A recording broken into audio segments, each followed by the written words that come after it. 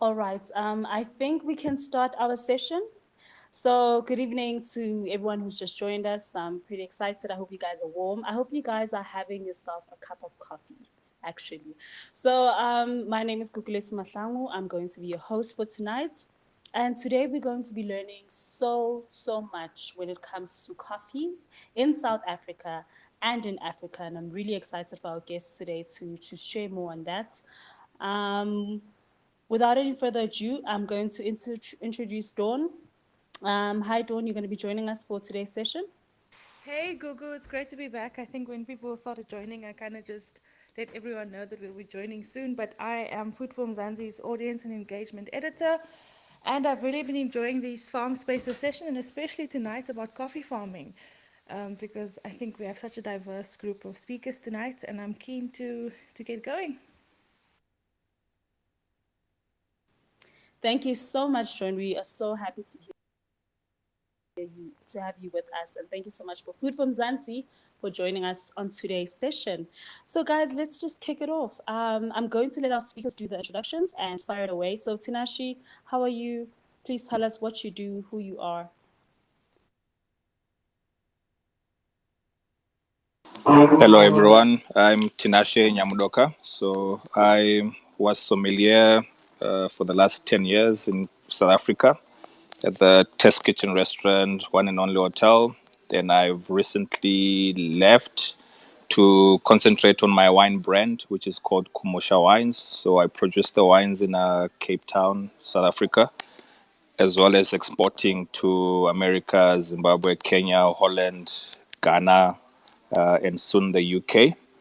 And after launching the brand, I realized my maternal grandmother is from Honde Valley in the Eastern Highlands in Nyanga, and she's been growing coffee all her life. So for the last 2 years, I've started investing in the production and also improving the quality, and in the meantime, finding markets for the coffee to sell. Amazing. Thank you so much, Tinashi, for that wonderful bio. We're looking forward to learning more about your experience thus far. Dylan, same question. Please just introduce yourself shortly. Tell us what you do. Hi, I'm Dylan Cumming. I'm a coffee farmer roaster. Our family started growing coffee in the early 80s down the south coast of KwaZulu-Natal. And we now both import as well as grow our own. And we're working with a number of growers within South Africa, as well as Swaziland, Malawi, and Tanzania. And we work on vertical integration of coffee farmers to access markets and to improve quality. Lovely. Thank you so much for that, guys. Our speakers are here, but I'm pretty sure they're having network difficulties. So when they do join us, they will introduce themselves. But I see Changamiri is here. Hi, Changamiri.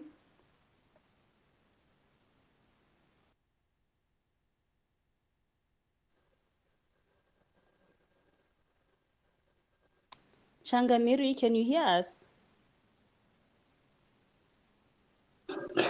Yes, I can. I'd been kicked off as a speaker. I don't know how that happened, but I'm back on. Yes.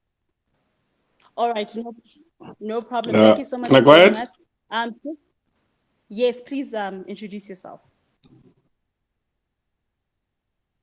Well, my name is Hilary Chindodo. I based in the United Kingdom. I run a brand called Changamiri Coffee, inspired by small-scale coffee farmers in the Eastern Highlands of Zimbabwe, part of where Tinashe was talking about, the Honde Valley, but mainly Vumba. That's where our partner farmers are. What we're simply trying to do is to see if we can get them up the value chain, that they can benefit from all the good things that happen downstream in the coffee value chain.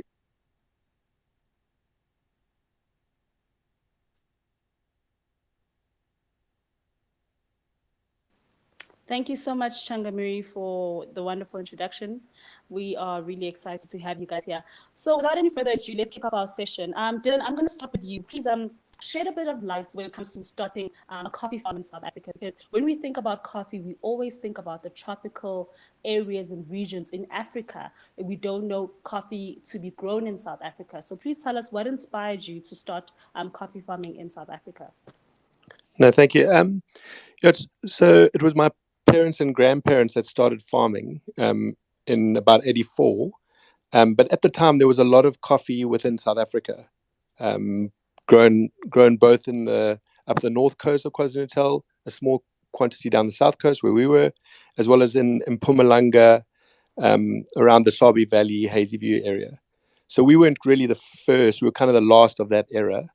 And actually, the history of coffee and grown in South Africa goes back to the 1890s.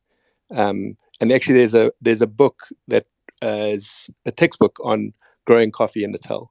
That was, I think, written in 1890 something. But the idea that coffee, there's kind of a myth in coffee, and the idea being that coffee needs to be on some high mountain at high altitude. And what actually we talk about altitude is we talk about temperature.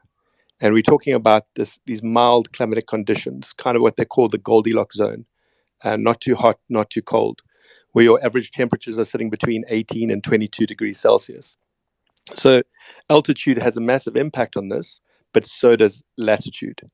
So when you near the equator, like in Tanzania and Kenya, you need to be up at a mountain. And if you ever go there, you'll see that coffee can only be grown on those high altitudes because of the mild climatic conditions.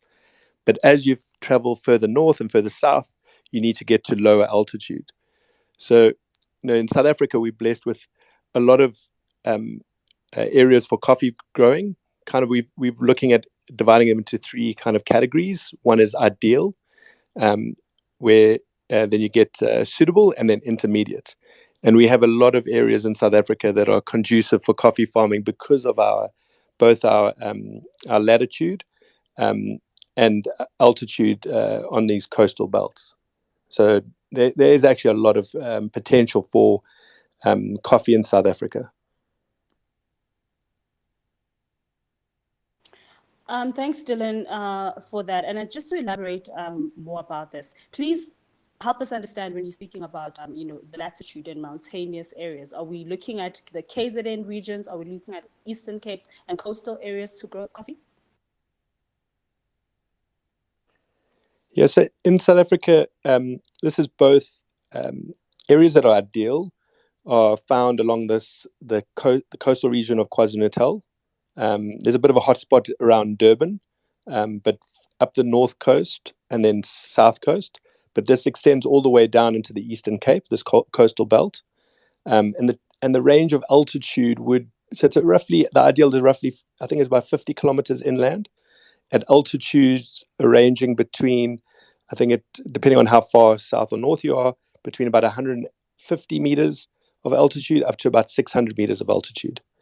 But in KwaZulu-Natal, we have growers in Empangeni. Eshowe is a beautiful area for growing coffee. Even just within the Pietermaritzburg Bowl, in an area known as Winterskloof, there's a couple of coffee farmers there that have a couple of trees, maybe less than a hectare together. And then if you travel into Mpumalanga, the slightly higher altitudes above Nelspruit, in the Sabi Valley, Hazyview, Kippersol area. Then traveling further to the northwest, there is in Limpopo, around Zanin, there's a lot of area there that are conducive. And we have a lot of Avo farmers that are looking into coffee. And there's even a little subtropical spot just outside Gauteng in Rustenburg, below the mountain, where we have also a coffee grower there. So there's quite a lot of areas, and different areas have different suitability. So some ideas like the coastal region of KwaZulu-Natal is ideal in the way that, you'll need a little bit of supplemental irrigation. But as you travel further north in the dry areas, more irrigation is required. Thank you. Thank you so much, Dylan. So actually, contrary to popular belief, South Africa is it does have regions where the climate is very suitable for coffee farming, which is new to us. So thank you for sharing that, Dylan. Sure. Tinashi, let me come to you. Please just tell us about the coffee industry in Zim. You know, we know that coffee grows abundantly in Zimbabwe. How did you find that opportunity to be like, I am going to start exporting this and growing my own coffee?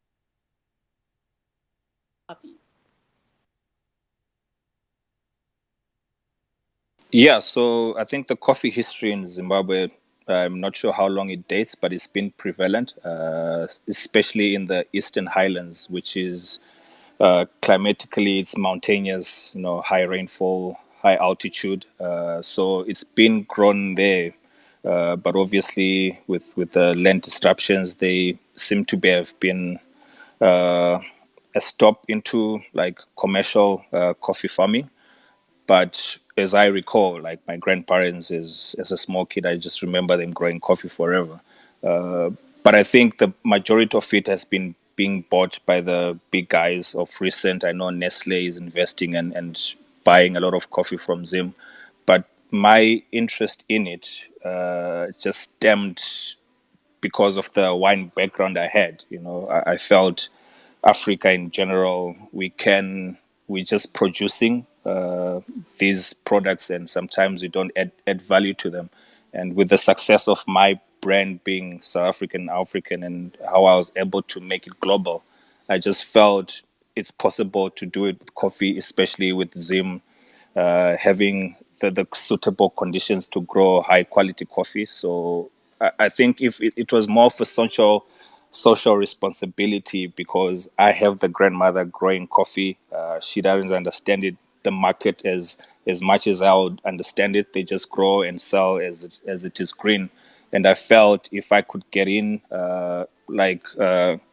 Changamire was saying, how do we add value to these people farming it? And you have to understand these smallholder farmers are generally old people. Where my grandmother is growing, young kids are not into this coffee business. It's just old grannies, mostly grannies, growing coffee. And if you travel to those areas, it's tough. It's mountainous. There's no machinery there.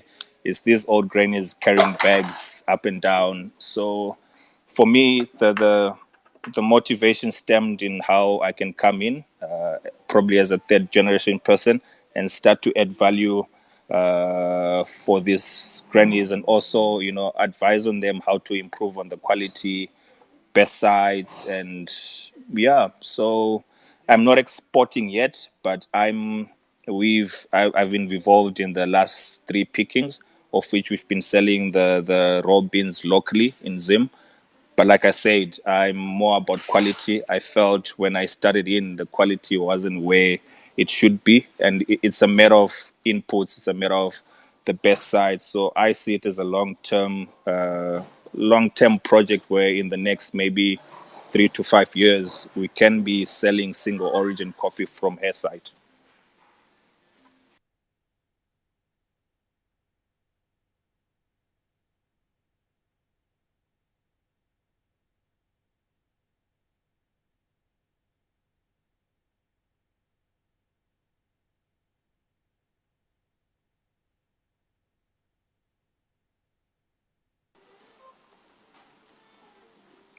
Are we still, yeah.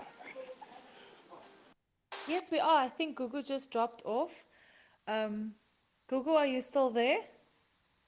I think she might be trying to get some of our other speakers on board. Maybe we can Tina, talk about can I ask you a practicality. question? Yes, go ahead, Dylan. How many hectares are in that area that those grannies that are growing coffee there, and what varieties and cultivars are they growing? Her property probably is about 11 hectares, but under coffee, I would probably say she has 3 hectares, roughly around 700 trees. And they're using the Kenyan varieties, so it's a mixture of SL28 and SL34. And the other crops that are grown on the farm, those food crops or other Yeah, cash crops? potatoes, bananas, pineapples, you name it. There we've other neighboring farms. I can't say farms, plots. Rural setting. They also starting lychees as well. That side and avocados.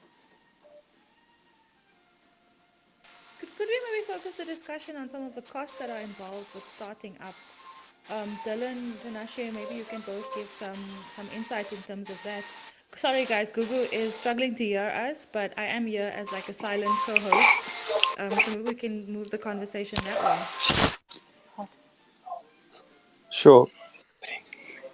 Is it too? Dylan, maybe we Um, can start with you. Yeah, so the cost of planting coffee, it's really a difficult one. It depends on a number of factors, but probably your most um, critical thing is the seed that you start with.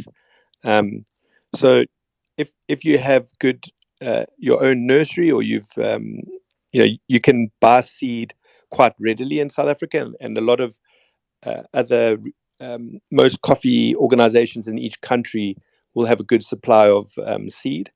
So if you have your own nursery, that's probably like your lowest cost, and then it's pretty labor intensive in planting. But again, depending on a number of factors like whether you're going to be irrigating, what sort of land preparation is required. Do you have to clear land? Do you have to contour? Do you have to dig drains? So it's very difficult to say. But in South Africa, purchasing seedlings from a nursery at roughly about 25 Rand a tree, at population densities of about 4,000 trees per hectare, with irrigation, and this is a really big general number, you're looking at around 100 to 150,000 Rand a hectare. That's roughly what your cost, but you could obviously do it for much lower if you're doing all your own seedlings, non-irrigation, and your own land preparation.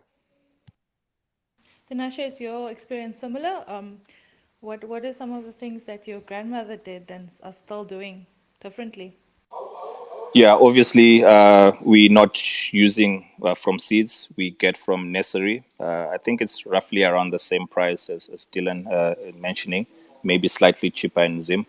But yeah, like you say, I found it difficult to quantify the cost, but most of it is in the labor. And like I said, my grandmother's plot is on a mountainous area, so it's just manual soil preparation, the lime that she has to add in there, and obviously, the soil and taking care of the weeds and all of that. And obviously, you're going to mention about it, the picking and the pulping. Pulping machines, roughly, I checked around, is almost like $5,000 for your own pulper. So otherwise, you're going downhill with bags full of fresh coffee, which is quite weighty. So I think most of the cost in coffee production is probably the labor in the soil preparation, picking, and that pulping period, and obviously the sorting and grading if you don't have the equipment. But in terms of the land preparation cost is probably what Dylan has said on a larger scale. But like I'm saying, ours is not as big as commercial area. And then Gugu is trying to speak, but she seems to be having some problems with the connectivity. But she's asking specifically in terms of long-term investment, how long does it take to grow coffee?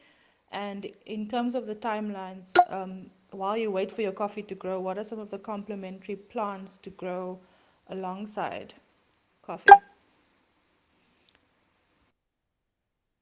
I stand to be Dylan? corrected with Dylan, but I think from a coffee from transplant, I think in the even 1.5 years or 2 years, you're already harvesting a full crop. And like supplementing the area they grow, you can grow potatoes on the same adjacent land. We're trying lychees as well, and avocados are quite prominent in where we're coming from. And like coffee, like wine, you're harvesting once a year as well. I know some regions do 2 pickings, but we only doing 1 picking. Yeah. Yes, Dylan, what is your experience like? so good irrigated, good areas within 18 months of planting, you would get your first crop. And probably 3 years to maturity. And then you're looking at about 5 good years of harvest. And then on the 7th to 8th year, you're looking at rejuvenating. And in some countries, they're doing a replanting, some countries doing some sort of pruning, either quite vigorously, like by what's known as stumping, where you cut the tree right down, or there's other forms of pruning that you can do. In terms of intercropping, there's a lot of places are using food crops like maize or beans, which provides also some soil protection from erosion and moisture retention, and then also replaces organic matter into the plants. I know in some countries they have used bananas, but bananas is not really advised because it impacts the yield quite negatively in the way that it creates this like warm blanket at night, which is not good for coffee. We spoke like that, those cool climatic conditions. But one that is kind of has a lot of potential, and this comes out of a study in Brazil that I read about 3 years ago, and it was after about 7 years, is intercropping coffee with macadamia nuts. And if anyone in farming in South Africa is aware, macadamia nuts is really like the golden crop at the moment. It's the one that's the most it's the yielding the most rands per hectare. And the study in Brazil showed that there was a good economic benefit of having both macadamia nuts and coffee together as like a dual crop. Thank you so much for that. I think we can also allow some questions from the participants in the space. So if you do have a question, just request and then Google will let you in. She's still having some trouble with the connectivity. She's also asking, when is the best time to plant? Maybe you can give some advice on that.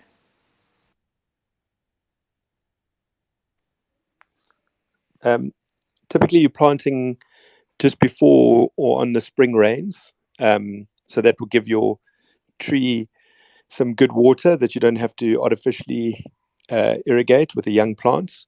And then it also gives you good growth through the spring and summer period where the temperatures are high. Generally in our climatic conditions, the rainfall is higher.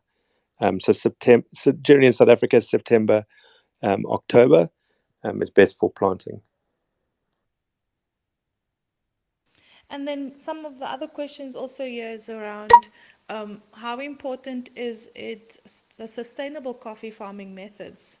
And also, I think we did touch on the soil, water, and how important is the soil, and also in terms of weather conditions, how does the weather affect the coffee growing season? Nasha, maybe you can come in here. Probably Dylan is much more suited in. Okay, Dylan. I'm sorry, I think there are other speakers on the call, but I think they might be struggling with connectivity. But whoever's comfortable responding. Yeah, because me, no, Dylan, you can go ahead. I'm sure. Yeah. Sorry, if you asked the question again, I was just laughing there.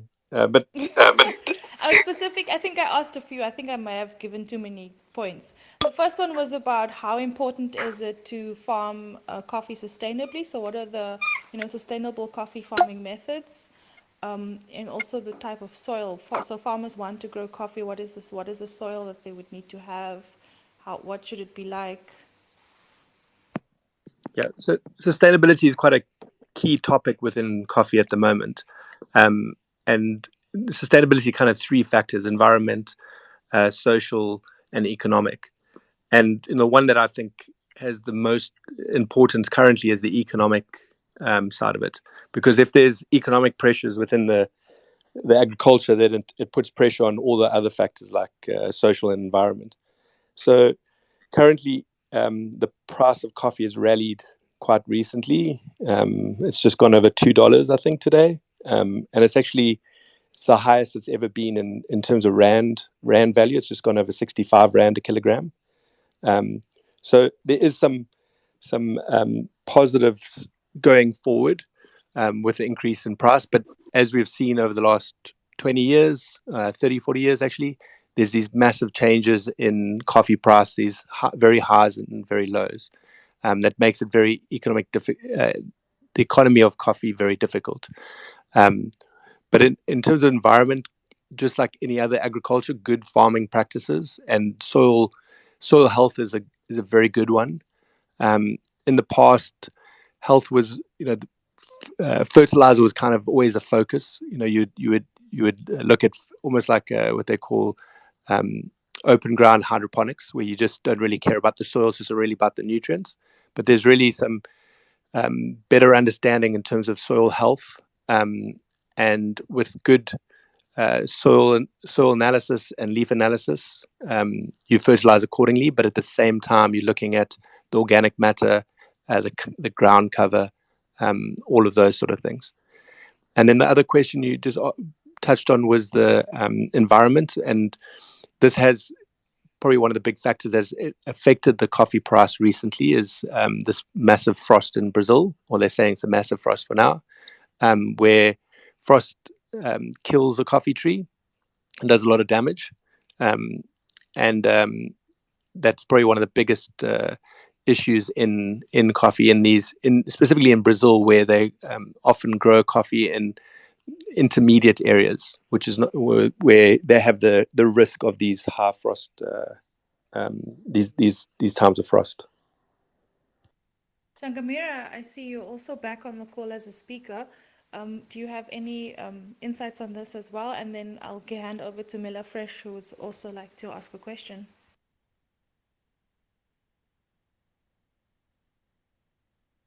Changamiri, are you there?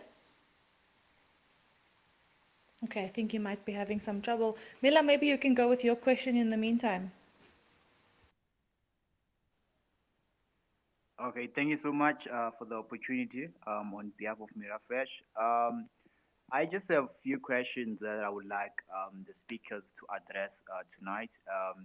The first question is, what sustainable farming techniques are used for coffee farming? That's question number one.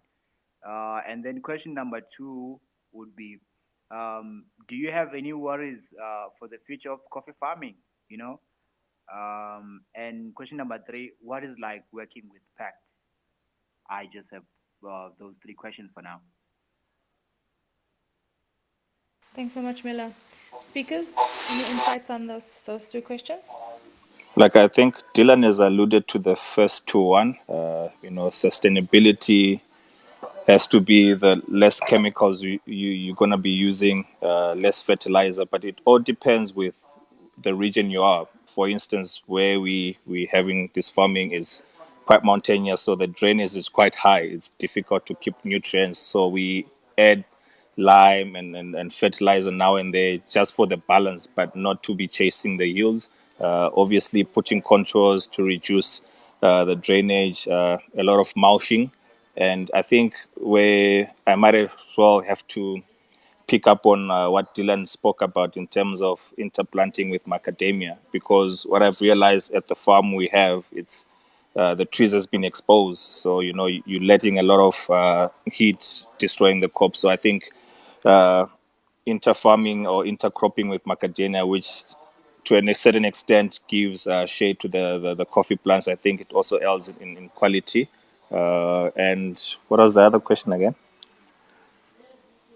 Or the future of coffee. I think the future is great. Like Dylan has alluded, the coffee prices are going up. I think we just have to not play catch up, but in Southern Africa, I think Malawi, Zimbabwe, even South Africa, we can get our quality of coffee, to be mentioned in the same breath as the Kenyan and the Ethiopian one, or the Uganda. I think there's great potential to put Southern African coffee, if I may put it that way, on the map as well. So I'm excited about the future. Obviously, it's unlocking these new markets and how we can add value, especially to the grower, because in my experience in wine or any product, the grower is the one who gets the small margin. So if we can get the quality high, get the prices high, the value will go down the feeding trough. Thanks so much, speakers. I think we have a few more questions. I see Ivor Price on the line. And be nice if you'd like to also ask your question. Okay. Hi guys. My question is going to Tinashe. I'm from Matebele North in Blawayo, and I wanted to find out if we can plant coffee from our region. Is that possible? I think Matebeleland is quite in the extreme. Coffee needs a lot of water, and I know water is one of the challenges you guys have there, and especially you don't want the climate to be hot. I think Dylan and them in South Africa, they're far from the equator, but I know Matebeleland is quite hot. So climatic-wise, it might be a challenge, but I can't say you can't grow it as long as you find a constant water source for irrigation, because coffee does, We have an irrigation, so I don't know. Yeah, so it's possible. If you've got a constant source of water, you get the cool temperature units, I'm sure it will be possible. Okay. No, I'm having what? I'm limited. Can you kindly follow me back so that we can talk more? Sure. I could come Okay. Send me in. a Thank message. you. Well, that's the first question I've picked up. I've been struggling to get connected. Yeah, the Matebeleland part question. It would be difficult. Coffee is mainly about altitude, unless you're trying to go the other variety, Robusta, which I know has been grown in other parts of Zimbabwe besides the Eastern Highlands. They've grown Robusta in the Loma Gundi area in Mashonaland Central. So you might be lucky if you, but I'm not sure about Matebeleland really. Like Tinashe said, the water could be a challenge, and besides, the altitude might not just be right. Thank you. Thank you so much, Changamiri. Great to have you here now, back and connected. Google Letter wants to know about the different cultivars. Maybe you can help us with that. Which one is easy to grow or more popular, she's asking. Maybe you can give us a bit of insight on that. Changamira, that one's for you. Oh, is that for me? Yeah. Yes. Again, coffee is very. Yeah, coffee is sustainable to disease, and it really depends on from my experience anyway. The varieties that have been mentioned by Tinashe right at the beginning, SL28, originally from Kenya, they seem to do well, and they are a bit more resistant to various diseases. So they seem to be favorite in that part of the world anyway, and they're a lot easier to manage if you have, particularly with the farmers that I work with, others, they've got other things they have to do in terms of subsistence, and so they are not intensely just focused on the coffee. I don't know whether that helps. Thank you so much. I think. Yeah, and the two main subsections. You've got the Robusta one, which is, I think, widely grown coffee. I think it can be suitable for harsh climatic conditions as well, and it gives you much more quantity. But on the quality side, I think most people use the Arabica ones, where you're getting these SL24 varieties, and most of the other ones which you find all parts of the Africa and in North America. I'm keen to hear from Dylan which varieties they've found suitable for South Africa. But in terms of quality, I think the Arabica is the one which most specialty growers would go for. Thanks so much, Dylan. Your take on it? Yeah, so we grow predominantly Arabica. We have 4 different cultivars. One that has already been mentioned, the SL28. And then we have one that comes from the SL28. It's called Batian. It's a relatively new cultivar. And then we also have 2 South American cultivars. One called a Catuai, which is widely grown in Brazil. And then we have a hybrid called a Catamore F6, which is specifically resistant to disease. We have a small quantity of Robusta. Those are being grown for experimental purposes, as well as also for rootstock, being the Robusta being a much hardier plant, using the roots of the Robusta as the rootstock with Arabica on top, which has been widely done in ages ago in Mpumalanga. But my take is, there's a recent study by another South African, Dr. Alessandro Cropario, who they've recently found out that Robusta is not as temperature resilient as once thought. So it is as critical, temperature is critical to Robusta as is to Arabica, though it's maybe 1 or 2 degrees more tolerant. But in terms of the coffee choosing by cultivar, there's kind of 2 schools of thought. One is looking at disease, looking at resistance, drought resistance, all that sort of thing, and then taste.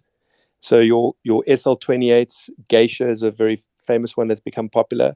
Those are really taking the high prices in the specialty sector, and then in terms of yield and quantity, the other ones like a Catuai are getting more popular. But there's a lot of work done in processing. So yeah, there's quite a bit of choices out there in terms of Arabica, Robusta, and various cultivars. Thank you so much for all the great insight from our speakers. We have a question from Ivor Price, and Gugu's like popping me lots of questions here. So I'll get to you now, Gugu. Thanks, Dawn, and thanks for a fascinating discussion to all the speakers. So, growing up, we were taught in South Africa, at least, that coffee doesn't grow in this country. Really, it's an Ethiopian thing, maybe a South American thing, maybe a bit of coffee in our neighboring country, Zimbabwe. And yet, South African farming agriculture is really advanced. It's recognized as one of the best in the world, and I'm getting such great opportunity from our speakers here tonight. I'm wondering why that is. Why hasn't more people embraced coffee farming? Is the market not big enough, or has things shifted? Maybe. Maybe I would love to jump on this one. Let me borrow from the wine world, which I'm more versed in. You can pretty much grow wine everywhere in the world. In South Africa, we pretty much growing wine, but I can for certainly say we the best wine producers in the world. You're gonna get France, Italy, who've been doing it well, and whose climate is the proper. So I feel the same way in coffee, that you can pretty much grow it everywhere, but I think there are certain pockets where the conditions are pretty much suited for the best quality coffee. So that's where I say it and say we pretty much blessed that we can aspire to make the greatest value coffee. But if you're honestly asking me if we're gonna produce the same quality as the Ethiopian Yaga chef, or from Kenya, it might be a touch further, but I think we can grow quality coffee which is uh, originally in South Africa, Zimbabwe, and you can actually taste the sense of place, the sense of origin. It's different from the rest of the world. And if you ask me why hasn't the coffee been on the map, it's probably to do with marketing or knowledge and information. And maybe conversations like this and analysis like this can help put the Southern African coffee on the platform. We're still struggling with it in terms of wine in South Africa. We make the best wine, but why are you not being sold or getting all those overviews? It's just to do with the marketing, getting the quality right, and adding the story to it. Thank you so much, Dylan. Do you So, have any take on this one? And then we'll go sure, to Changamiri. sure. Like I tend to disagree in terms of the environment. So that same agroclimatologist that did that study on Robusta did. We've been working on a suitability map of South Africa, and we've been doing some specific suitabilities for those people who are interested in growing coffee in South Africa. And we actually did an analysis of an area outside East London, I think near Ganubi, which has actually similar climatic conditions to Ethiopian Yirgacheffe. So in terms of climate in South Africa, we have some ideal climatic conditions and plenty of land for it, especially when you're looking into the Eastern Cape. There's a massive amount of land that is ideal for coffee. So the reason that I would put why South Africa hasn't really succeeded, though there have been attempts, as I mentioned, in the early 1870s, which kind of sugarcane won the day back then, and then again in the 1970s and 80s when coffee was reintroduced, kind of what I mentioned earlier, we were at the end of. The world price made it unsustainable, so I think choosing the right cultivars, the right the farming practices. I think we have massive potential in South Africa, and to use the wine analogy, one of the researchers I work with in Colombia, we were discussing the future of coffee, which I really believe is going to be roasting at origin, and this is kind of taking where the grower is roasting, and instead of selling the raw green coffee, we're exporting a finished product to go into a cafe in Milan or California in San Francisco. And I think this is kind of a trend that's going to take place. And this Colombian researcher used the analogy, said, do you know any French winemakers, grape growers, farmers that are sending their grapes to Europe or elsewhere in Europe or over to America to be made into a bottle of wine? Very interesting take on that one, Dylan. Changamiri, your insights on that before we move over to the next discussion? Yeah, indeed. Yeah. For me, coffee is about stories. It's about what stories have been told. If you read about coffee, you come across Ethiopia as the birthplace. All these different regions have got a unique or a peculiar story to tell around coffee. And I just don't think in Southern Africa, we have developed that story yet. And in the absence of an even stronger local coffee culture, I know South Africa does have a decent coffee culture compared to Zimbabwe, but it doesn't reach the levels. For example, if you were to go to Vietnam or some of these Asian countries like Indonesia, Bali in particular, every second shop you're coming across is a little coffee shop. Until there is a certain culture around coffee, then that will then feed into the space being attractive to people to naturally want to be part of the growing and feeding into the value chain. We struggle a bit, with Zimbabwe. Zimbabwe, again, I can only speak for Zimbabwe. Zimbabwe exports, 95%, possibly 98% of the coffee. So we are growing and consuming the excess. Whereas we ought to be, as a region, we ought to be, producing and competing,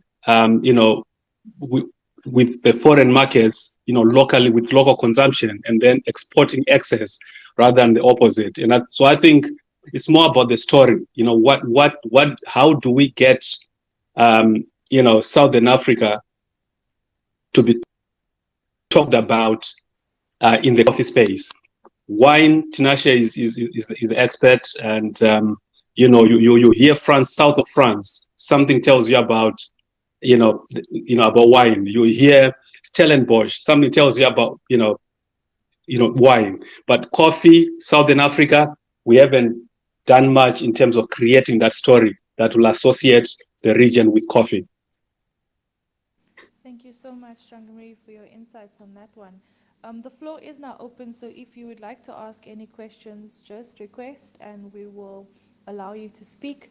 Guguletu is asking for the speakers to specifically explain the processing of coffee. If you could maybe just go through the steps from harvesting, to how it's processed, how you process the bean. Maybe just to give us that overview before we talk about more about the markets. And then she's also asking if coffee tasting is a thing. I think it is a thing. I love coffee. Tinashe, Dylan, anyone who would like to respond to that one? Sure. So there's various ways of processing coffee. So there's kind of three general processes. So once the coffee is harvested, one can just dry the coffee as is. That's known as the natural method or dry processing. And then you have a washed method where the skin or pulp is removed by a machine called a pulper. And then it can go either one of two ways. Either then goes into a fermentation, which is a process where the sticky layer that surrounds the seed called the mucilage breaks down.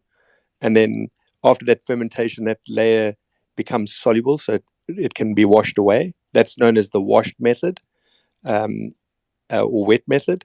And then there's kind of the one where you remove the skin, but instead of going into a fermentation, you dry it as is. And that's known as the honey process.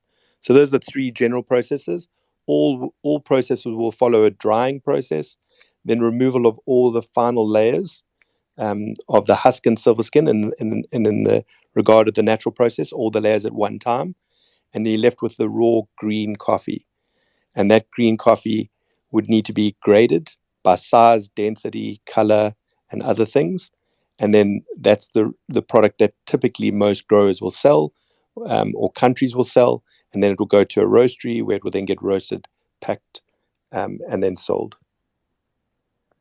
Thank you so much. Any of the other speakers have more to add to that one? That's precisely everything. Okay. Then is coffee tasting a thing? Maybe we should ask Tinashe that one. I think in more developed markets, it is a thing. And I know more specialty coffee is being grown. There's a whole movement for home brews.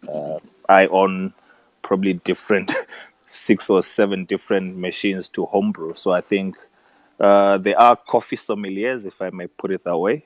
But yeah, it is a thing. But again, it just depends which market you are. In South Africa, I know the movement is growing, but it's more to do with the amount of baristas coming through. And I know there's quite an interest of barista schools in South Africa, very authentic one. There's a lot of good rosters spread around the country. And I know there's a lot of barista competitions happening around. So like a sommelier is to wine, I think a barista is much more a key component in the whole coffee value chain. Changamiri, maybe you'd also like to share your insight specifically on the last few points that you made. How do we make it a thing and how do we kind of push that besides having more conversations like this one? Well, like you write, this conversation such conversations like the one that we have in now does help. But I think more than the conversation, I think we really need to create the farming space as an opportunity. You see, I can only speak of Zimbabwe because that's where I'm operating at the minute. I'll give you as an example. I went to one of the popular coffee shops in Harare, and I spoke to the manager and I said, "Where'd you get your coffee from?" And he proudly said, "Oh, we get ours from Italy."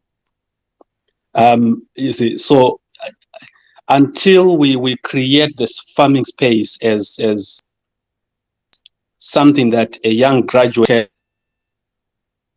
whether even if it's not going into the ground, maybe one step away from the farm, as an opportunity that they can go into roasting and packaging and retailing, even exporting.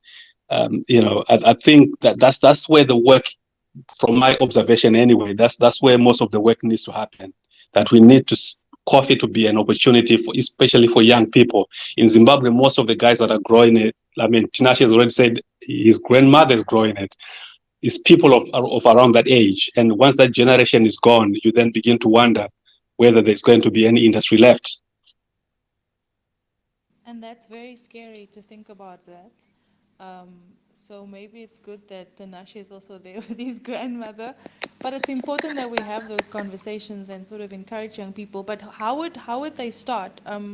Do you guys know of any ways for like programs, support programs, organizations? How would you start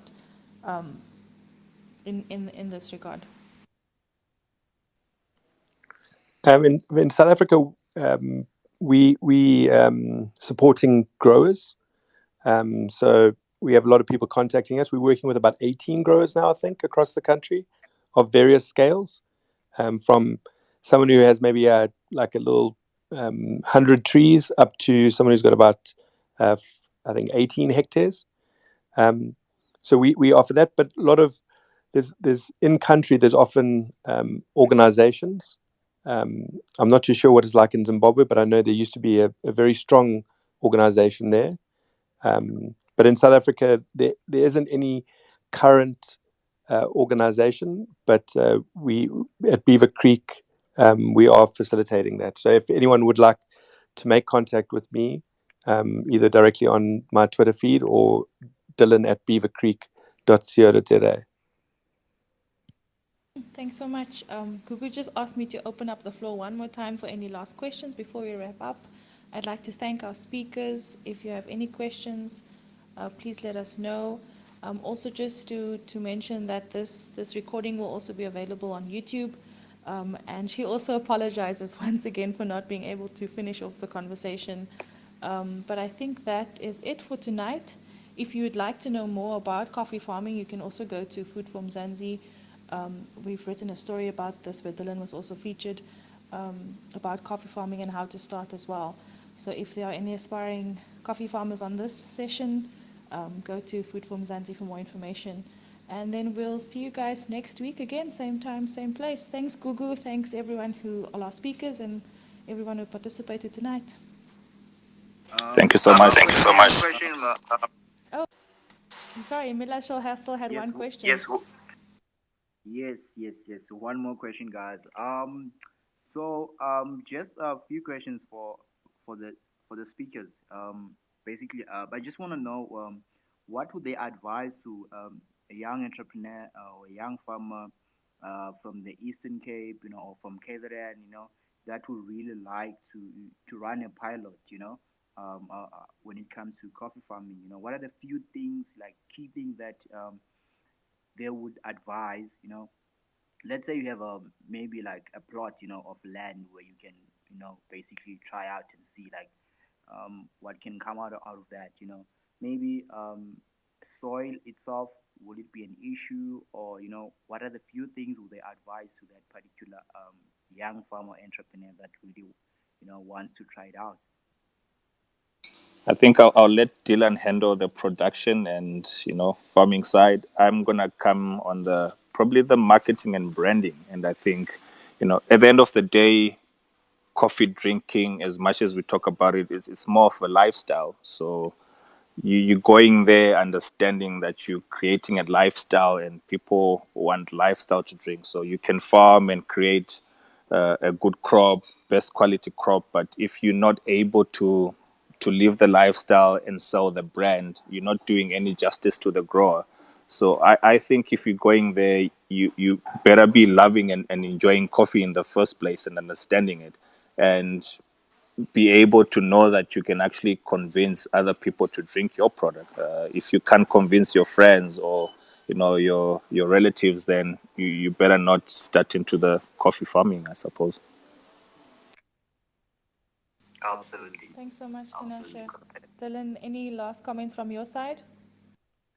Yeah, I think it's a much more difficult, long answer for that when you start getting into the details. But really, I think it's asking those questions of what do I need to do, and with like you're saying, in a vertical integrated setup, there's a lot of questions to ask. So find people that can support your growth, find people that can help you, and asking your questions like that. As I said, please make contact so I can help you. Thank you so much once again to all of our speakers. Also, apologies from Jonathan. He would have loved to join, but also had some technical issues connecting with as a speaker. Thanks again to everyone, and we'll see you guys again next week. Bye for now. Thanks. Cheers, cheers.